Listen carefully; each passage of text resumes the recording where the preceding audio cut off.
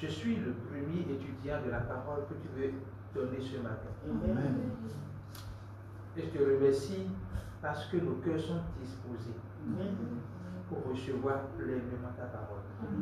Je déclare dans le nom de Jésus que nous aurons des révélations de là des mots qui sortiront de ma bouche au nom puissant de Jésus-Christ. Amen. C'est au nom de Jésus que nous avons prié. Amen.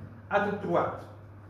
Un jour, Pierre et Jean montaient au temple pour la prière à 3 heures de l'après-midi.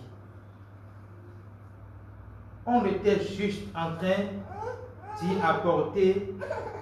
porter un infirme.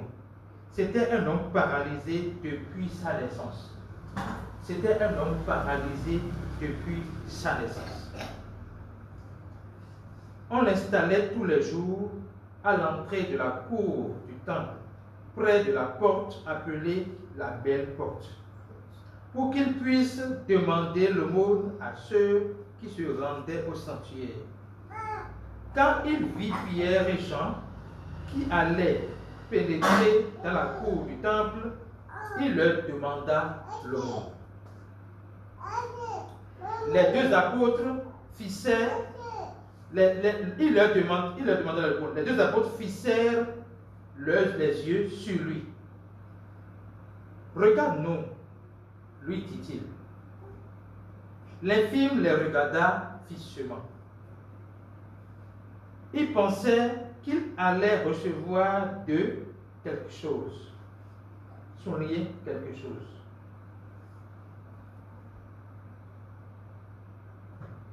Mais Pierre lui dit, je n'ai ni argent ni or, mais ce que j'ai, je te le donne. Lève-toi et marche. Ce que j'ai, je te le donne. Lève-toi et marche. Au nom de Jésus de Nazareth. Ce que j'ai, je te le donne. Au nom de Jésus de Nazareth, Jésus-Christ de Nazareth, lève-toi et marche. Et en même temps, il le prit par la main droite et le fit lever. Aussitôt, ses pieds et ses chevilles se raffermirent. D'un saut, il fut debout et se mit à marcher. Il entra avec eux dans la cour du temple. Il marchait, sautait de joie et louait Dieu. Alors, qu'est-ce qu'on veut voir aujourd'hui? Il y a l'infirme de naissance. Donc, il est né infirme. Il est né paralysé. Ce n'est pas qu'il est venu dans ce monde et après il a été paralysé. Il est né infirme. Il est né paralysé. Et il venait là juste pour avoir le monde. Donc, il dépendait de ce que les gens vont donner pour survivre. Donc, lui, il avait un besoin. Son besoin, le besoin qu'il croyait même être le meilleur pour lui, c'est de dépendre à vie des gens, de dépendre éternellement des gens. Demander à manger, on lui donne. Demander à manger, on lui donne. Demander à manger, on lui donne. Mais ce jour-là, ce n'est pas que Pierre et Jean étaient fauchés financièrement. Ce n'est pas qu'ils n'avaient rien dans la poche à lui donner. En disant je n'ai ni or ni argent, ce n'est pas qu'il est en train de dire je suis fauché. Ce n'est pas le cas. Il veut lui donner son vrai besoin. Quel est le vrai besoin d'un paralytique? La prière d'un paralytique, la vraie prière d'un paralytique, si ce n'est pas exprimé, c'est de pouvoir marcher comme les autres. Mais parce qu'il n'a jamais envisagé la possibilité qu'il puisse marcher comme les autres, il se résigne à demander l'aumône pour vivre. Alors, quand Dieu nous regarde, je vais vous montrer quelque chose. Nous étions, avant de recevoir Jésus-Christ, nous étions tous des paralysés. On était tous, on n'avait pas une possibilité pour marcher de nous-mêmes, pour être autonome. On était paralysés. Et il a dit paralytique de naissance. Nous étions paralytiques de naissance. Nous sommes nés dans la chair, nous étions nés spirituellement paralysés. Parce qu'on n'a pas la capacité, sans Jésus-Christ, de pouvoir être autonome, marcher librement. La paralysie dont je parle spirituellement, c'est le fait que nous sommes captifs sous l'emprise du malin. Nous sommes dans les ténèbres, nous sommes morts. Et nous avons besoin de passer de la mort à la vie. Nous avons besoin de quitter les ténèbres pour la lumière. Et pour ça, nous avons la capacité de le faire. Étant donné qu'on n'a même pas envisagé la possibilité de le faire, nous nous sommes dit, ok, je vais rester comme je suis jusqu'à ma mort. Tant pis si quelqu'un vient me sauver ou pas. Mais Jésus prend la décision de venir nous sauver de cette paralysie. Il vient nous sauver de cette mort. Il vient nous sauver des ténèbres qui nous rendent captifs. Parce que s'il ne nous libère pas des ténèbres, s'il ne nous libère pas de la paralysie, nous ne pourrons pas être utiles à nous-mêmes et aux autres. Or, quand Dieu créait les hommes, c'était pour avoir une relation avec eux. C'était pour avoir une relation père et enfant avec eux. C'était pour avoir une relation qui permet à ces enfants de pouvoir grandir, être autonomes et être une bénédiction pour d'autres personnes. Alléluia. Amen. Donc, ce qui se passe ici, c'est bien, c'est vrai que c'est physique, mais ça cache une réalité spirituelle qui précède la guérison du monsieur. Vous vous souvenez, quand Jésus a vu un paralytique, lui-même, il a dit quoi? Que tes péchés te soient pardonnés. Parce que Jésus ne voit pas, Jésus voit la paralysie là comme une conséquence du péché. Donc si le péché vous peut paralyser, donc Jésus veut montrer que si tes péchés sont pardonnés, c'est clair que tu pourras marcher.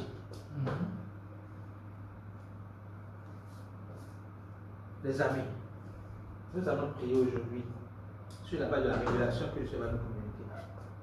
Dans notre vie, même pas bien que nous soyons en Christ, bien que Dieu nous ait délivrés spirituellement de la paralysie, bien qu'il nous ait sauvés de la mort pour la vie, des ténèbres pour la lumière, il arrive que dans notre vie, nous sentons une stagnation. On veut avancer, mais on sent une stagnation dans notre vie. C'est la même chose pour ce monsieur. Pour qu'il vienne à la belle porte, on doit le transporter. Et il va rester là pour demander le monde, recevoir le monde. Et pour lui, c'est son besoin. Mais Dieu dit, je connais vos besoins plus que vous-même. Dieu ne nous donne pas quelque chose. Dieu se donne à nous. Je reprends. Dieu ne nous donne pas quelque chose. Il espérait qu'on lui donne quelque chose. Mais les apôtres ont dit, je n'ai ni or ni argent, mais ce que j'ai, je te le donne. Au nom de Jésus, lève-toi et marche. Et au nom de Jésus, il s'est levé et il a marché. Le vrai besoin du paralytique, c'était de pouvoir marcher. Ce n'était pas de dépendre de l'aumône. C'est pour cela que lorsqu'il a retrouvé ses jambes, lorsqu'il a eu la force de se lever, de se tenir debout, de marcher, il a commencé par sauter de joie et louer le Seigneur. C'est la preuve que quand les gens lui donnaient l'argent, il disait merci. Mais il ne louait pas le Seigneur pour l'argent qu'on lui a donné.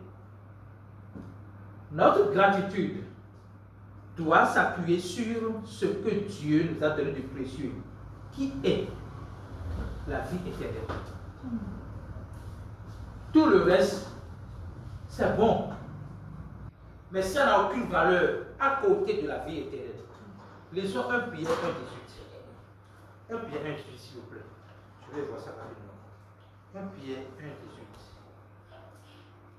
Pour que nous voyons la valeur en Pierre 1, 18.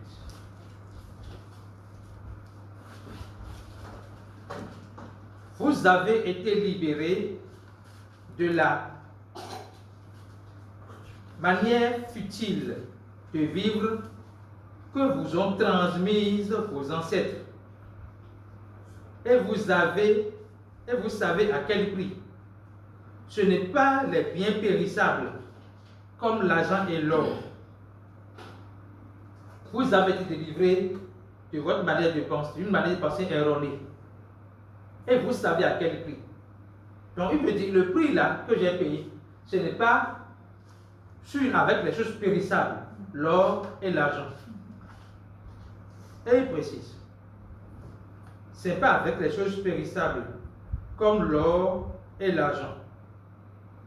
Non, il a fallu que Christ, tel un agneau pur et sans défaut, verse son sang précieux en sacrifice pour nous. Quand vous comprenez ceci, vous allez comprendre ce qui s'est passé là-bas.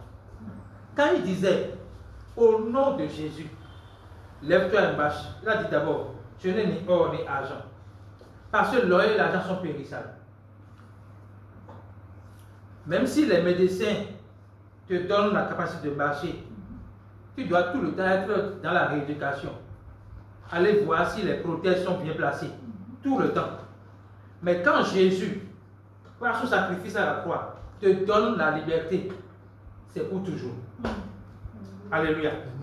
Non, il dit, je n'ai ni or ni argent. C'est-à-dire que ce que je veux te donner n'est pas quelque chose de périssable.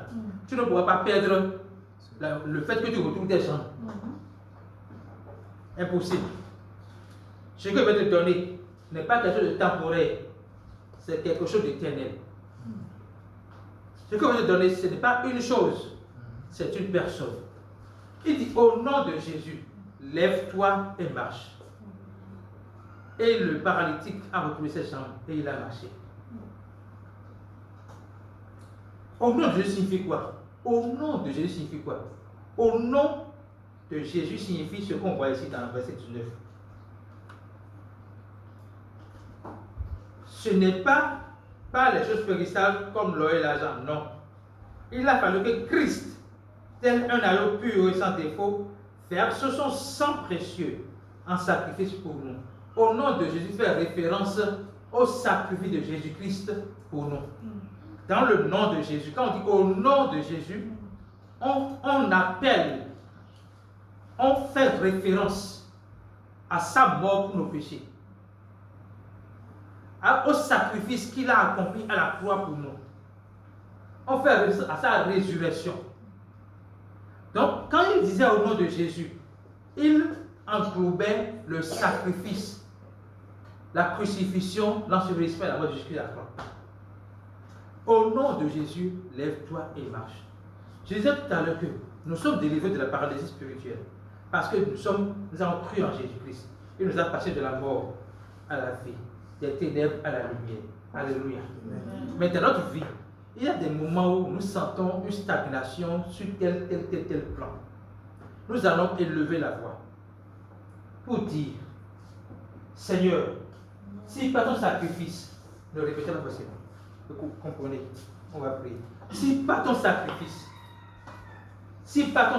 tu m'as délivré de la paralysie spirituelle, c'est que par le même sacrifice, je serai délivré de toute forme de paralysie dans ma vie. Amen. Commence par lever ta voix. Prie le Seigneur par rapport à cela. Seigneur Jésus, je te bénis, je te célèbre parce que tu m'as délivré de la paralysie spirituelle. Tu m'as délivré de la mort. Tu m'as donné la vie. Tu m'as délivré des ténèbres. Tu m'as établi dans la lumière. Je suis reconnaissant pour cette grâce que tu m'as faite. Maintenant, je prie dans ma vie, dans tous les domaines de ma vie, où je vois la paralysie s'installer. Je crie à toi. Je crie à toi. Je crie à toi. Parfois, je demande quelque chose et ce n'est pas vraiment ce que je dois demander. Tu connais mes besoins mieux que moi-même. Je crie à toi. afin que tu me délivres de toute paralysie dans ma vie, de toute limitation dans ma vie. Je déclare dans le nom de Jésus que toute limitation est sautée au nom de Jésus-Christ. Je suis délivré de la paralysie, de la dépendance. Je suis autonome. Je suis autonome. Je suis libéré. Je marche pour ta gloire. Au nom de Jésus. Au nom de Jésus. Au nom de Jésus. Au nom de Jésus. Dans ma famille, je vois la libération. Dans ma famille, je vois la libération. Dans mes business, je vois la libération. Je vois ta paix. Comme la vérité a fait de se pleuvoir maintenant. Dans la vie de mes enfants, je vois la libération. Au nom de Jésus. Au nom de Jésus. Au nom de Jésus. Au nom de Jésus. C'est au nom de Jésus que nous avons prié. Nous te disons merci, Papa. Parce que tu nous as vraiment délivrés. Tu nous as libérés. Il n'y a rien qui soit au-dessus de toi, Jésus. Il n'y a rien qui soit au-dessus de toi. Nous te disons merci. Parce que pendant que nous prions, nous savons que tout ce qui constitue des blocages dans notre vie, des barrières dans notre vie, des freins dans notre vie, tous ces verrous sont sautés au nom de Jésus-Christ, au nom de son sacrifice à la croix. Nous te disons merci parce que cela est fait. Donc, Pierre, après avoir fait cela, monsieur a commencé par louer le Seigneur. Qu'est-ce qui s'est passé? On va voir la suite. Tout le monde le vit ainsi marcher et louer Dieu. On le reconnaissait. C'était bien lui qui était toujours assis à mendier près de la belle porte du temple. En voyant ce qui venait de lui arriver, les gens étaient remplis de stupeur et de crainte. Quant à lui, il ne quittait plus Pierre et Jean. Il ne quittait plus Pierre et Jean. Je vais vous montrer quelque chose ici. La personne qui t'a délivré ou par qui Dieu t'a délivré, la personne là devient la personne que tu dois suivre.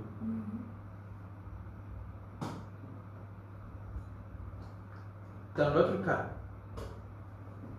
la personne par qui nous avons connu le message de l'évangile, c'est l'apôtre Moïse sur terre. Et nous devions aller à l'école de ce paralytique-là. La parole dit que il ne quittait plus Pierre et Jean. Pourquoi? Parce qu'il a compris que c'est par eux qu'il a reçu la délivrance de sa paralysie. Il a compris que la personne qui l'a délivré, ce n'est pas eux. Mais ils peuvent l'aider à découvrir mieux cette personne. La plupart du temps, les gens suivent, excusez-moi, comment bien ce que je veux dire, les gens suivent quelqu'un, une personne, parce que la personne l'a délivré d'un problème. Mais ne suivent pas la personne qui a donné ce pouvoir à cet individu. Je m'explique. Je peux prier pour quelqu'un, je la guérir. Si la personne me suit, c'est bien. Mais j'ai une responsabilité. Je dois lui montrer que ce n'est pas moi, c'est telle personne. Et Pierre a eu la sagesse de le faire. On va découvrir ça. Donc, la parole dit que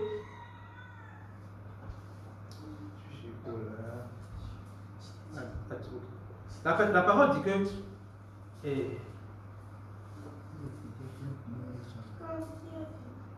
quand Pierre, avant ça, en voyant ce qui venait de lui arriver, les gens étaient remplis de stupeur et de crainte. Quant à lui, il ne quittait plus Pierre et Jean. Tout le peuple accourut et se rassemble autour d'eux dans la cour du temple sous le portique de Salomon et ils étaient stupéfaits. Maintenant, parce que tout le monde est venu maintenant, Pierre se donne le devoir de montrer la personne qu'il a vraiment guéri. Il dit, quand Pierre vit cela, il s'adressait à la foule. Hommes israélites, qu'avez-vous à vous étonner ainsi de ce qui vient de se passer? Pourquoi fixez-vous avec tant d'insistance comme si c'était nous qui, par notre propre pouvoir ou par notre piété, avons fait marcher cet homme? Est-ce que vous venez de voir ce que Pierre vient de faire? Le monsieur suit Pierre. La foule s'assemble. Pierre profite pour dire, pourquoi vous êtes étonné? Comme si c'est moi, c'est mon propre pouvoir ou ma propre piété qui a fait marcher celui-là. Qu'est-ce que Pierre veut de montrer? Ce n'est pas que Pierre a un pouvoir autonome de lui-même. Il dit ça. Il dit aussi, ce n'est pas parce que je suis saint dans mes actes, ce n'est pas parce que je suis pieux dans mon comportement que cela est arrivé. Donc, rien ne dépend de moi. Tout dépend de Jésus-Christ. Il a dit, je n'ai ni or ni argent, mais ce que j'ai, je te le donne. Qu'est-ce qu'il a? Jésus.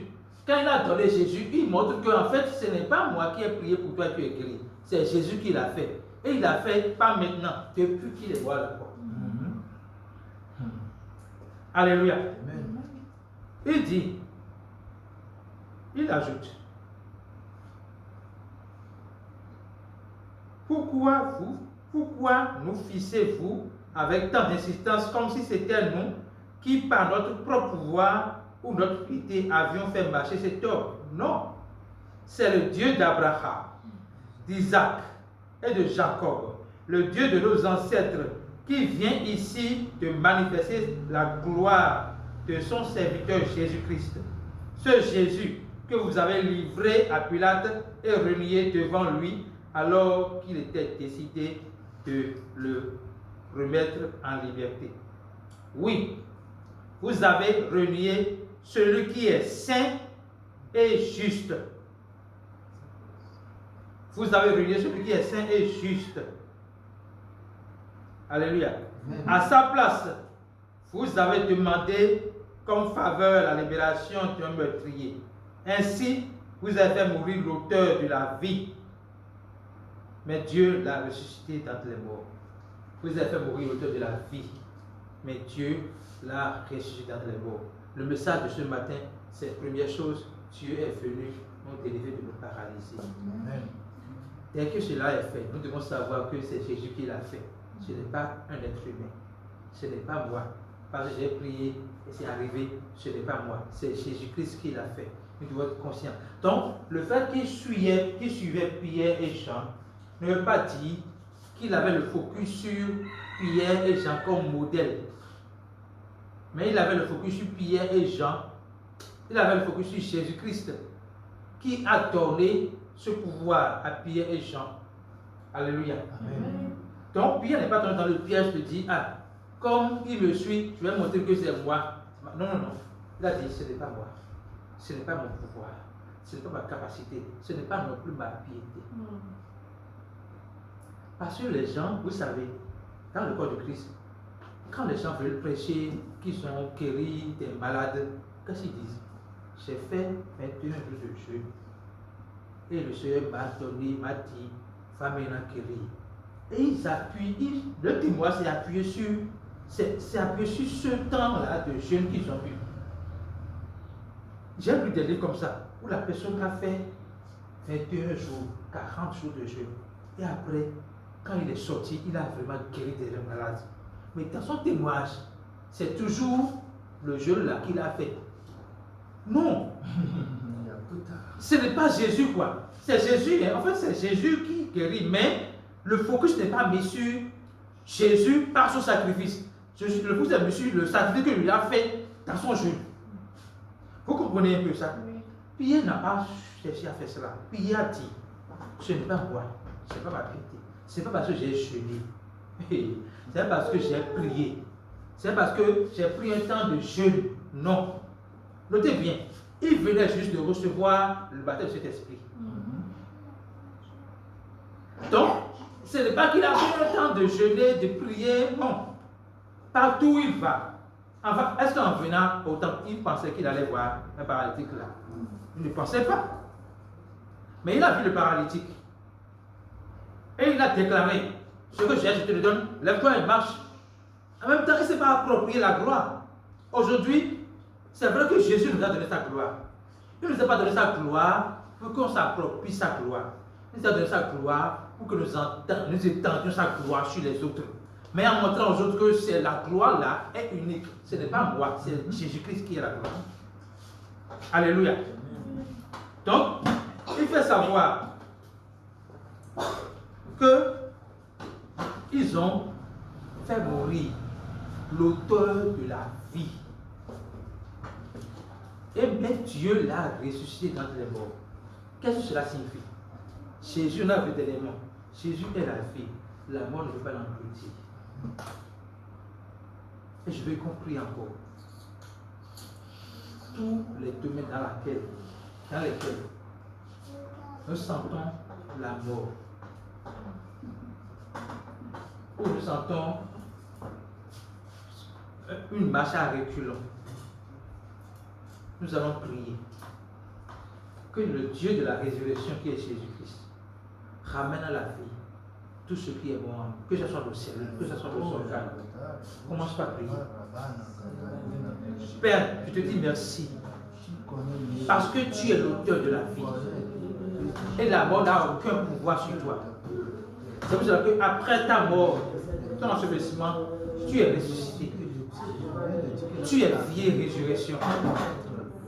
Je déclare dans ma vie que tout ce qui est mort, tout ce qui ne porte pas la vie, elle retrouve la vie maintenant au nom de Jésus-Christ. Tout ce qui ne porte pas la vie, retrouve la vie maintenant au nom de Jésus-Christ. Tout ce qui ne glorifie pas ton nom,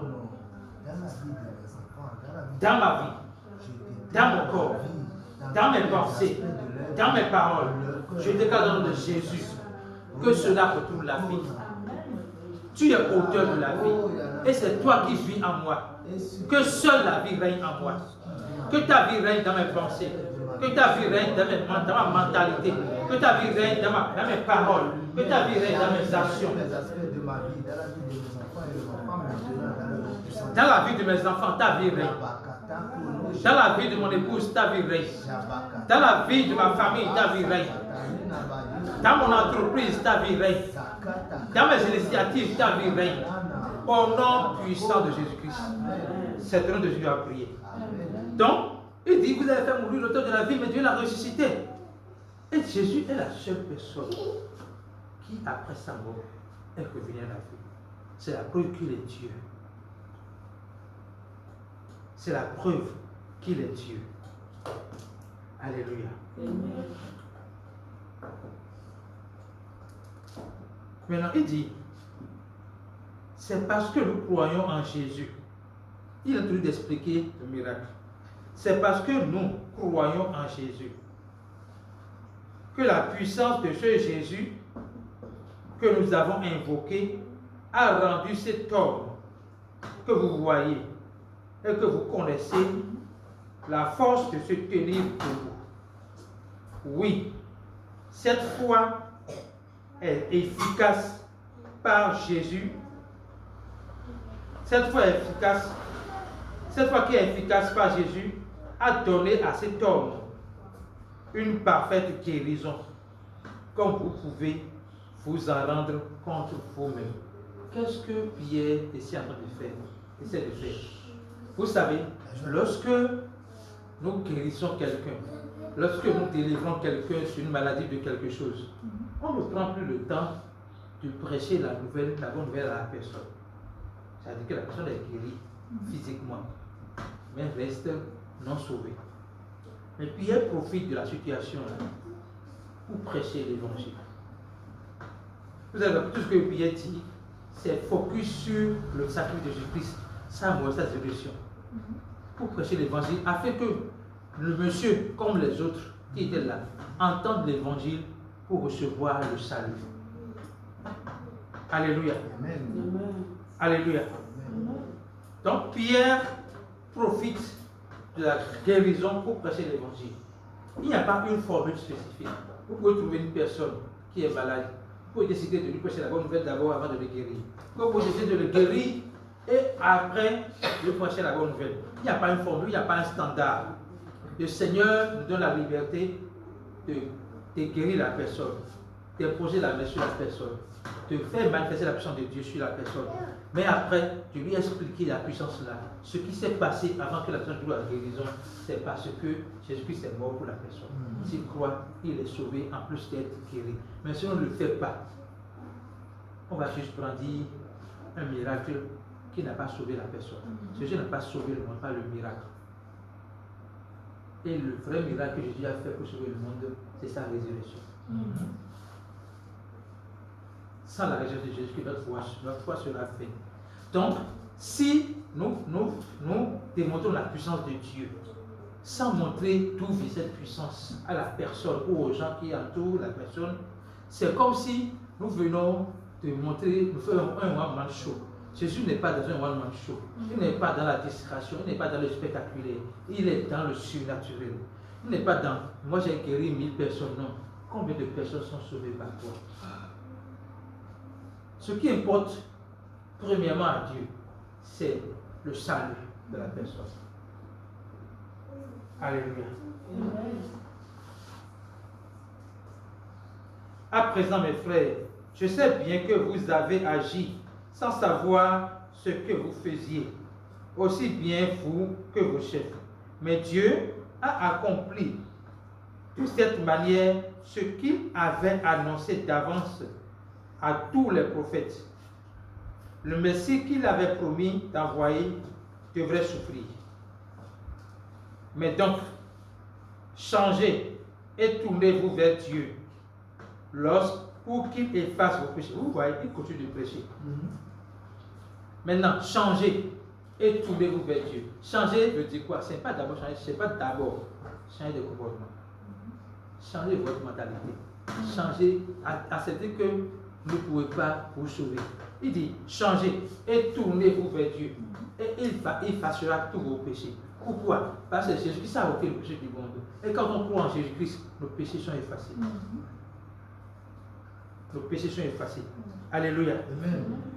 Quand on croit en Jésus-Christ, nos péchés sont effacés.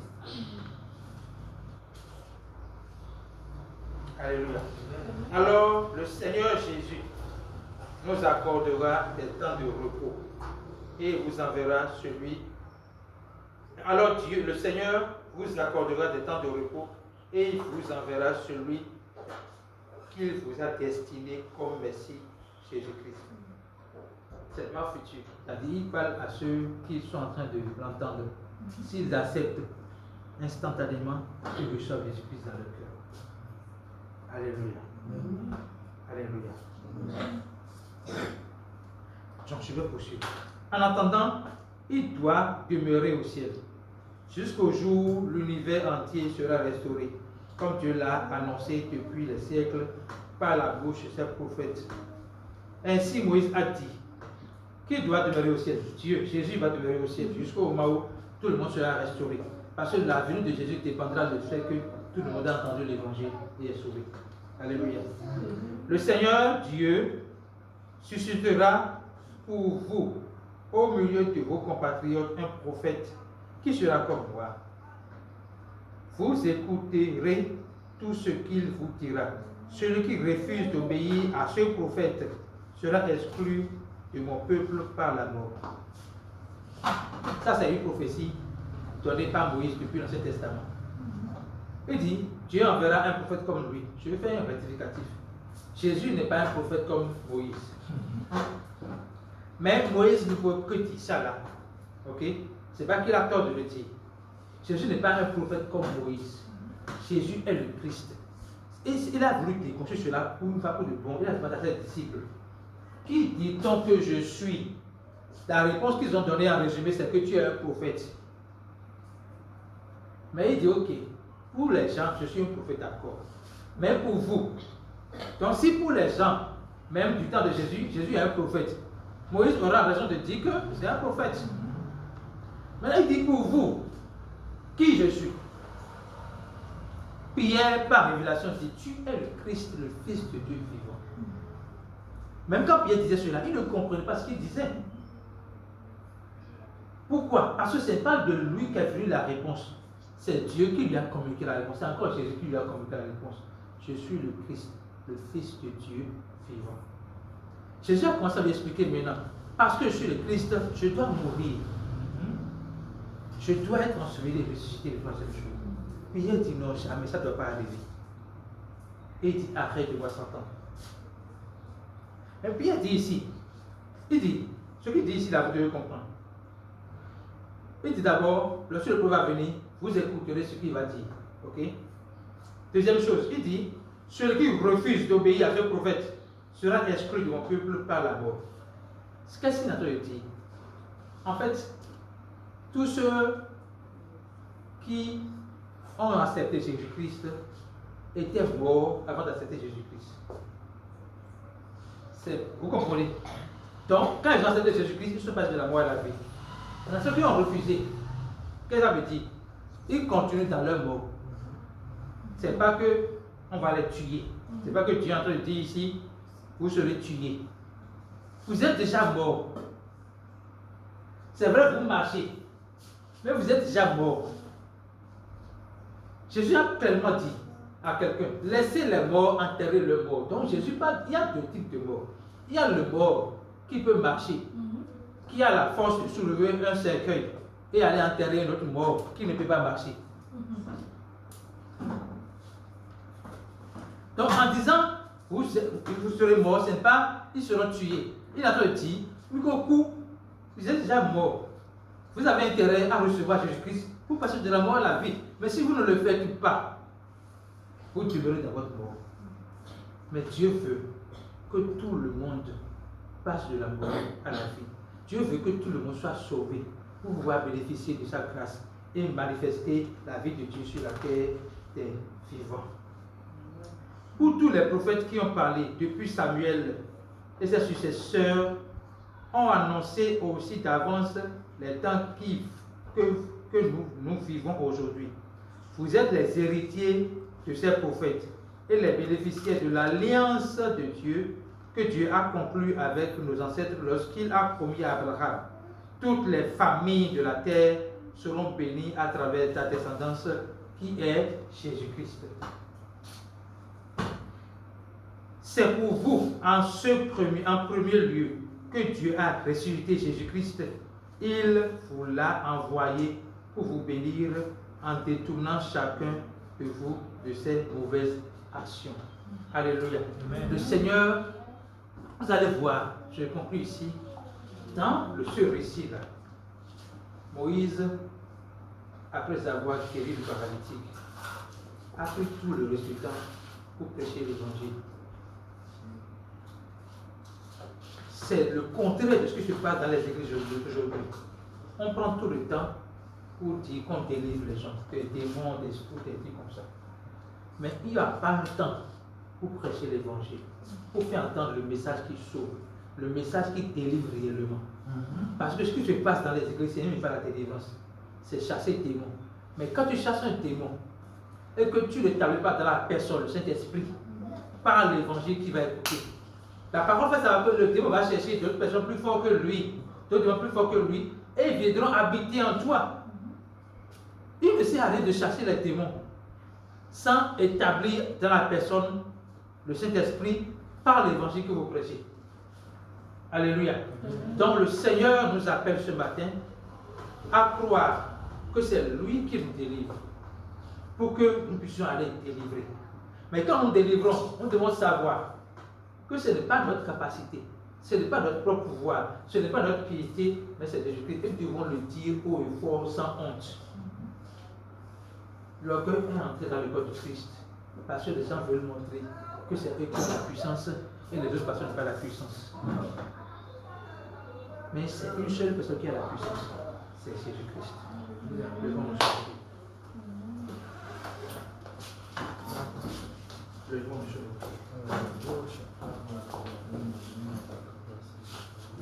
allons dire merci à Dieu pour la parole de ce matin. Merci Jésus pour ta parole de ce matin. Merci de faire comprendre qu'au-delà de la délivrance, au-delà de la guérison, ton cœur, c'est notre salut. Je te remercie pour le salut que tu m'as donné. Je te remercie pour la vie que tu m'as donnée. Je te remercie pour le pardon que tu m'as donné. Je te remercie pour la grâce que tu m'as faite. Non seulement d'écouter ce message, mais de pouvoir grandir dans ce message. Que ton nom soit glorifié, magnifié, exalté.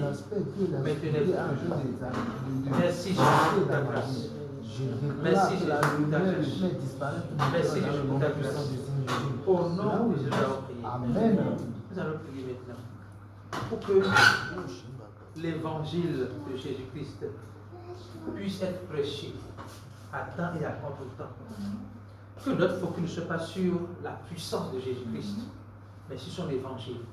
Parce que l'évangile est la puissance de Dieu. Le fait qu'on guérisse quelqu'un, c'est bien, mais l'évangile est la puissance de Dieu. Commençons par prier pour que l'évangile qu'il nous a donné, nous puissions partager cet évangile avec d'autres personnes. Commençons à prier, Seigneur. Merci Seigneur Jésus pour l'évangile que tu m'as donné. Ta puissance se trouve dans l'évangile.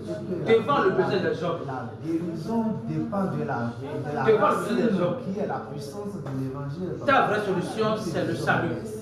Ta vraie solution, c'est ta propre personne. La soif de Rends-moi capable. parce qu'il soit capable Donne-moi la force de prêcher ton message à temps et à contre-temps. La solution du monde. De prêcher ton message qui est le vrai besoin de tout être humain. Qu'il soit déjà sauvé ou non, c'est ton message qu'il a besoin. Dans ton message, il y a l'équilibre. Dans ton message, il y a la vie. Dans ton message, il y a la paix. Dans ton message, il y a la puissance. Dans ton message, il y a la sagesse. Merci Jésus. Parce que par ton message, nous avons la sagesse. Par ton message, nous avons la puissance. Par ton message, nous avons l'humilité de reconnaître que c'est toi qui fais les choses et non nous. Au nom de Jésus, nous avons prié. Nous allons prier pour le corps du Christ. Ceux qui sont dans la délivrance, ceux qui sont dans ceux qui ont un mystère de guérison des malades et consorts. C'est bien de guérir les malades, c'est même ce que Dieu veut. Quand Jésus voit quelqu'un malade, il le guérit. Mais il ne s'arrête pas là. Il lui donne la vie. Il lui communique la vie. Nous allons prier pour que les gens qui accourent, les gens qui courent derrière les miracles, puissent comprendre qu'il y a un seul miracle. Ils ont besoin d'un seul miracle. Celui de recevoir Jésus-Christ pour recevoir et ressusciter. Parce que le vrai miracle que Jésus a fait, qui ne peut pas être copié, le seul miracle que Jésus a fait, qui ne peut pas être copié, ni par nous qui sommes en lui, ni par d'autres personnes, c'est sa résurrection. Le seul miracle de Dieu qui ne peut être copié, c'est le fait qu'après sa mort, son ensevelissement, il est revenu à la vie, physiquement. Nous bénéficions de cela spirituellement. Si nous croyons en Jésus-Christ, nous sommes morts avec lui, ensevelis avec lui, et nous revenons à la vie avec lui sur le plan spirituel. Que le Seigneur donne la grâce à cette église d'entendre ce message, de recevoir ce message, de mettre le focus sur la vraie résurrection, le vrai miracle de Jésus-Christ. Parce que par ce miracle, les autres miracles peuvent venir. Par le miracle de Jésus-Christ, tous les autres miracles peuvent venir.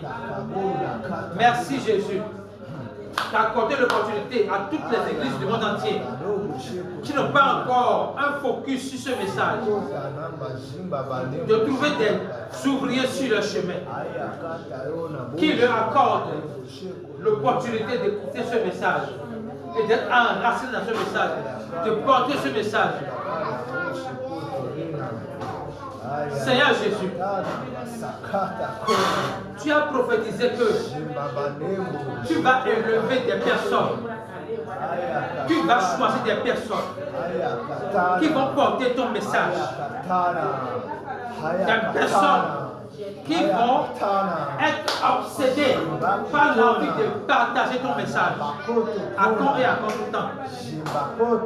Merci Jésus parce que cela est fait. Au nom de Jésus, nous avons prié. Nous allons prier pour ceux qui courent derrière les miracles. Je ne sais pas qui l'a dit tout à l'heure. Je sais pas si c'est moi ou si c'est la sœur qui court. Je ne sais pas. Mais la parole dit que à tous ceux qui croient en Jésus-Christ, voici les signes qui accompagneront ceux qui croient. Non, je l'ai suivi tout à l'heure. Voici les signes qui accompagneront ceux qui auront cru. En mon nom, vous guérissez, vous allez guérir des maladies. Vous allez boire des breuvages mortels, vous ne serez pas mort. Vous allez marcher sur les scorpions et sur toutes les puissances de l'ennemi. Donc, si vous croyez en Jésus-Christ, voici les signes qui vont vous suivre. En fait, les signes suivent le croyant. Mais aujourd'hui, les 10 croyants suivent les signes. Normalement, dans l'ordre normal des choses, c'est le croyant qui doit manifester les signes. Mais aujourd'hui, c'est les croyants qui suivent les signes comme s'ils n'ont pas la capacité de faire des miracles. Et la raison est qu'ils ne sont pas en réalité des croyants. Ou dans l'église qu'ils sont, ils n'entendent pas le message. On met l'accent sur les signes et pas sur la personne par qui on peut avoir les signes. Le croyant est un porteur de miracles. Il n'est pas un suiveur de miracles. Le croyant est un porteur de miracles. Il n'est pas un suiveur de miracles. Commençons par prier pour ces croyants qui suivent les miracles, afin qu'ils aient la révélation, qui sont porteurs de miracles et non suiveurs de miracles. Merci Jésus. Merci Jésus. Que nous donne la grâce de comprendre que nous sommes porteurs de miracles. On ne va pas suivre les miracles parce que nous portons les miracles. Pour sauver le monde. Et le miracle que nous portons s'appuie sur le miracle unique, la résurrection de Jésus-Christ. Au nom de Jésus, nous avons prié. Amen. Merci. Merci pour ta grâce. Merci pour ta paix. Merci pour les instructions de toutes les prières. Et merci pour l'accomplissement et la manifestation de ces prières au nom de Jésus-Christ.